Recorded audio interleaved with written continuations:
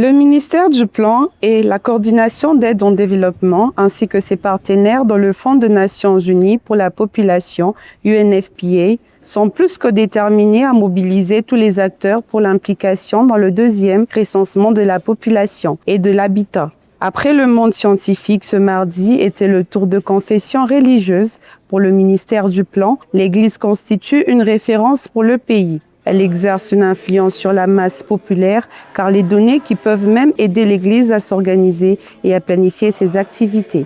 De l'Église de Réveil au Congo à la Conférence épiscopale nationale du Congo, en passant par l'Église kimbangiste, le ministère d'État en charge du plan a sollicité l'accompagnement des confessions religieuses pour préparer la future descente des recenseurs et des topographes pour finir au pays des données fiables pour assurer la bonne planification en faveur de la population.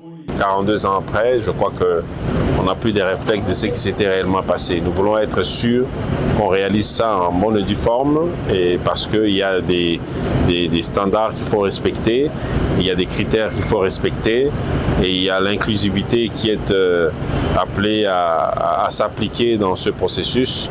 Voilà pourquoi nous voulons que les églises puissent nous accompagner dans ça, parce qu'elles gèrent des masses importantes de notre population, et c'est un couloir important pour la transmission d'informations et la sensibilisation. Pour les responsables de confessions religieuses, particulièrement la Conférence épiscopale nationale du Congo, la première mission de l'Église qui est l'évangélisation va ensemble avec le développement.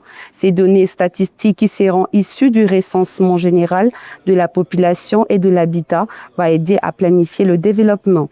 Ce programme nous intéresse à deux niveaux. D'abord, par le fait qu'il contribue à la facilitation de la planification du développement, mais deuxièmement, parce que en maîtrisant les statistiques par le recensement, comme Église, nous avons aussi la facilité d'évaluer notre travail pastoral. Nous maîtrisons le nombre de baptisés que nous avons chaque année dans les diocèses, dans les paroisses.